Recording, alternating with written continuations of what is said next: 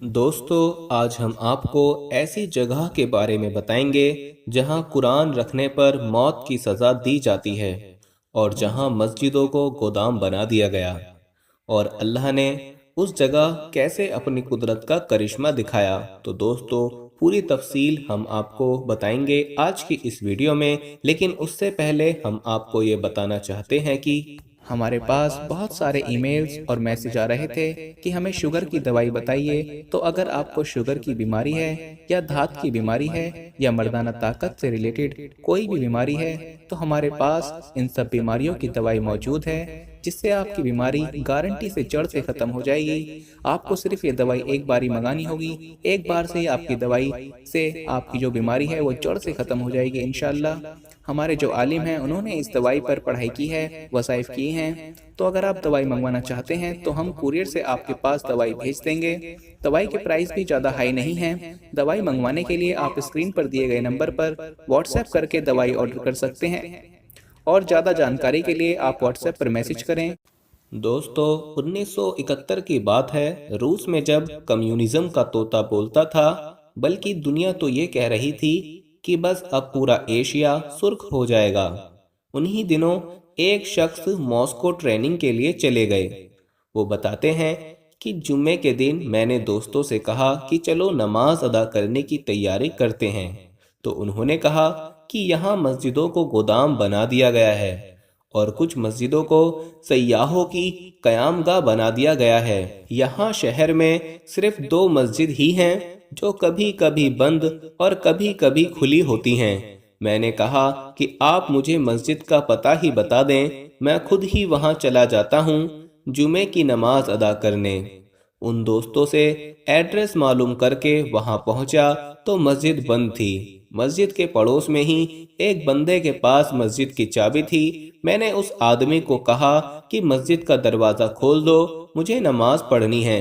उसने कहा, दरवाज़ा तो मैं खोल दूंगा, लेकिन अगर आपको कोई नुकसान पहुंचा तो मैं जिम्मेदार नहीं रहूंगा। दोस्तों, उस शख्स ने मस्जिद का दरवाज़ा खोला तो अंदर मस्जिद का माहौल बहुत खराब था। मैंने जल्दी जल्दी सफाई की और मस्जिद की हालत अच्छी करने की कोशिश करने लगा।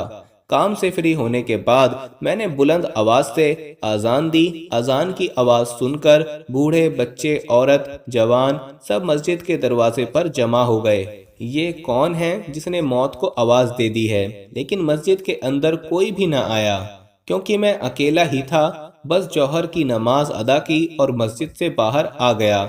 जब मैं जाने लगा तो लोग मुझे ऐसे देख रहे थे जैसे मैं नमाज अदा करके नहीं निकला, बल्कि कोई अनोखा काम करके बाहर निकला हूँ। एक बच्चा मेरे पास आया और कहा कि आप हमारे घर चाय पीने आइए। उस बच्चे ने इतने अच्छे अंदाज से कहा कि मैं इनकार ना कर सका। मैं उनके साथ घर गया तो घर में तरह तरह के पकवान बन चुके थे। मेरे आने पर सब बहुत खुश दिखाई दे रहे थे। मैंने खाना खाया, चाय पी, तो एक बच्चा जो मेरे साथ बैठा था, मैंने उससे पूछा, आपको कुरान पाक पढ़ना आता है? बच्चों ने कहा, जी बिल्कुल, कुरान पाक तो हम सबको आता है। मैंने जब जेब से कुरान पाक का छोटा नुस्खा निकाला और कहा, ये पढ़कर सुनाओ, तो बच्चे ने पहले कुरान को देखा, फिर मुझे और फिर वालिदैन की तरफ देखा। तो मैंने सोचा इसको कुरान पढ़ना नहीं आता, लेकिन उसने कहा इसको कुरान पढ़ना आता है। मैंने कहा, ये देखो, कुरान की आयत पर उंगली रखी और थोड़ा सा पढ़ने लगा। तो वो बच्चा सुनने के बाद कुरान देखे बगैर ही पढ़ता गया। मुझे हैरत का शदीद झटका लगा। ये तो कुरान पाक को देखे बगैर ही पढ़ने लगा। मैंने उसके वालिद से पूछा कि मामला क्या है। उन्होंने मुस्कुराकर कहा, दरअसल हमारे पास कुरान पाक की आयत का एक टुकड़ा भी मिल जाए तो उसके तमाम खानदान को फांसी की सजा दे दी जाती है। इस वजह से हम लोग घरों में कुरान नहीं रखते। तो मैंने हैरान होकर पूछा, फिर इस बच्चे को कुरान पढ़ना किसने सिखाया और कैसे सिखाया, क्योंकि कुरान पाक तो किसी के पास है ही नहीं। तो उन्होंने बताया कि हमारे पास कुरान के कई हाफिज हैं। कोई दर्जी है, कोई दुकानदार, कोई किसान। हम उनके पास अपने बच्चों को भेज देते हैं मेहनत मजदूरी के बहाने। وہ ان کو الحمدللہ سے لے کر ناز تک زبانی قرآن پڑھا دیتے ہیں۔ ایک وقت ایسا بھی آ جاتا ہے کہ وہ حافظ قرآن بن جاتے ہیں۔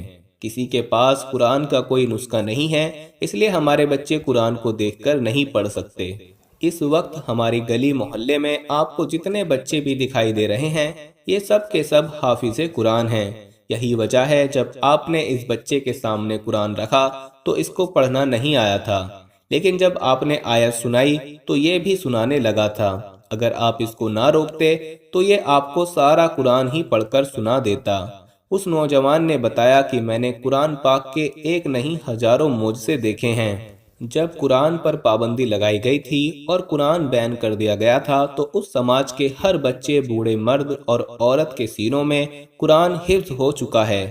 میں جب باہر نکلا تو کئی بچے دیکھے اور ان سے قرآن سنانے کی فرمائش کی تو سب نے قرآن سنا دیا۔ میں نے اپنے دل میں کہا کہ تم نے قرآن رکھنے پر پابندی لگا دی، لیکن جو قرآن سینوں میں محفوظ ہے اس پر تم کبھی پابندی نہیں لگا سکو گے۔